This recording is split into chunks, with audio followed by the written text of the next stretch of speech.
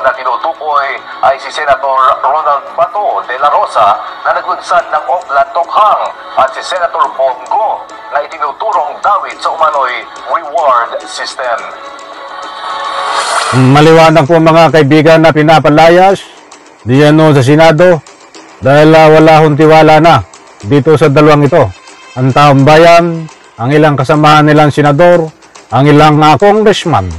Kaya't nagkaroon po na ipahayag ang kanilang salubin na dapat lumayas diyan sa Senado itong Senador Bato at Senador Bongo. Wala ang katiwa-tiwala na Walang delikadesa. Ito pa. Delikadesa and prudence dictates na dapat talagang kapag ikaw yung akusado, so better yun huwag ka nang maging involved pa doon para maging impartial yung investigation nila. Actually, ayan po si Congressman Fernandez. Dahil sa rin sa nagpapalayas, diyan po kay Senador Bato.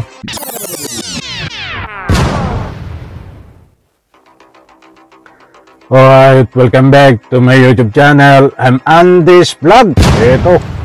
Ito ang matindi. Mga kaibigan, Senador Bato. Pinapalayas na diyan sa Senado. Walang delikadisa at hindi mapagkakatiwalaan na senador. Datapwat sa puntong ito ay pinagtulong-tulungan na para palayasin diyan sa Senado itong si Senador Bato. Nako, ay napahiya ka tuloy, Senador Bato. Sa iyong galawang kasi, Senador Bato ay hindi ka talaga mapagkakatiwalaan bilang isang senador. Walang delikadisa. Kaya nagkaroon ng pagkataon na ikaw ay palayasin diyan sa Senado. Ay mantakin mo, gusto pa ang tumistigo sa Dragon War at gusto pa na pinipilit niya mismo na siya mismo ang mag-iimbestiga sa kanyang sarili. Nako, paano nangyari yon? Mga mahal kong taga-subaybay, datapwat sa puntong ito ay pinagtulong-tulungan na siya para palayasin diyan sa Senado. Eto mga kaibigan, huwag kayong alis. Ipapakita ko po sa inyo itong matindi na pagpapalayas diyan sa gaganapin na hearing sa Senado tungkol dito sa Dragon War. Walang karapatan ikaw, Senador Bato, na ika nga po ay manatili diyan sapagkat hindi ka mapagkakatiwalaan diyan sa Senado at wala kang delikadesa. Inanyayan ko po kayong pakinggan at unawain itong ibabahagi ko po sa inyo. Shoutout po sa lahat. Ito po. Umaasa ang House Quadruple Committee na pusang mag-i-inhibit ang mga senador na isinasangkot sa madugong anti-drug campaign ng Duterte administration. Maliwanag po mga kaibigan, umaasa ang mga senador, ang mga congressman na mag-inhibit, lumayas diyan sa pagdinig na gaganapin sa Monday. Nausapin tungkol dito sa parallel investigation ng drug war na tinuturo po ditong dapat imbestigahan Senador Bato, Senador Bongo at itong si dating Presidente Digong. Mantakin nyo mga kaibigan, gusto niya pa ang tumistigo at pinipilit ni Senador Bato na kailangan siya ang mag-imbestiga at tanungin siya. Ay alam niyo ay niloloko nito ang sarili niya, niloloko ang taong bayan, binabastos ang Senado, binabastos ang Republika ng Pilipinas. Ay isipin nyo, siya na nga ang iimbestigahan. Bakit siya magiging testigo? At dinidiin niya na mga sinungaling itong ika nga po ay nagdidiin sa kanya. At siya ang hero. Ang sabi niya, dapat siyang paniwalaan dahil siya ay dating PNP chief. Dahil siya isang senador na ngayon, bakit daw maniniwala dito sa mga sinungaling na ika nga po ay mga testigo na tinuturo po siya at dinidiin tungkol dito sa madugo na piki na drug war. Ito pa. Ayon kay Representative Robert A. Barbers, dapat ay mag-inhibit ang mga naakusahan upang hayaan ang proseso ng investigasyon na umusad ng walang bias. Tama ho yun. Dapat lumayas ka dyan, mang-inhibit. Alam mo ang salitang inhibit. That is a very professional. Ginagamit yung term yan.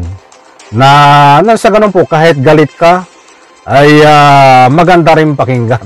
But yan po isang kahiyaan, isang ibig sabihin. Kaya ka pinapag-inhibit, pinapalayas ka bilang isang senador na ika nga ho ay membro ng komite. Diyan po sa didinggin na pagdinig. Pinapalayas nga ho siya kaya pinag-inhibit. Hindi ho pag-i-inhibitin yan, hindi palalayasin. Diyan po sa gaganapin ng hearing sa Senado, ito si Senador Bato, Senador Bongo. Kung yan ho ay may tiwala ang taong bayan, kung may tiwala itong kapuan nila Senador, ay wala akong katiwa-tiwala At syempre wala akong delikadesa. Ito pa. At sa mga senador na tinutukoy ay si Senator Ronald Bato de la Rosa na naglunsad ng Oplan Tokhang at si Senator Bongo na itinuturong dawit sa umano'y reward system. Maliwanag po mga kaibigan na pinapalayas diyan sa Senado dahil wala akong tiwala na dito sa dalawang ito.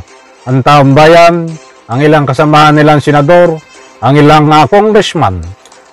Kaya't nagkaroon po na ipahayag ang kanilang salubin na dapat lumayas diyan sa Senado, mag-inhibit itong Senador Bato at Senador Bongo. Wala ang katiwa-tiwala na Walang delikadesa. Ito pa. Delikadesa and prudence dictates na dapat talagang kapag ikaw yung akusado, so better yun huwag ka nang maging involved pa doon para maging impartial yung investigation nila. Actually, ayan po si Congressman Fernandez. Dahil sa rin sa nagpapalayas, diyan po kay Senador Bato sa gaganapin na hearing, diyan po sa Senado. At malino naman na nabanggit ni Senador ni Congressman Fernandez na siya pa ang iimbestigahan, ay siya pa ang gusto mag-imbestiga, siya pa ang sinisiksikan sarili na ikaw ngay maging testigo. Mga mahal kong taga-subaybay, anak ng katakot-takot, patuloy pa rin ang pambudol nitong si Senador Bato. Buti lang ho at may Quadcom na lumalaban ho. At may ilang congressman na ika nga ho'y pinaparatangan ni Senador Bato na ito ay mga sinungaling, ang Quadcom. Demolition job lang daw ito. Nako, Bato, lumantugtugin na yan. Eto. Mahirap ituro ang delikadesa di ba?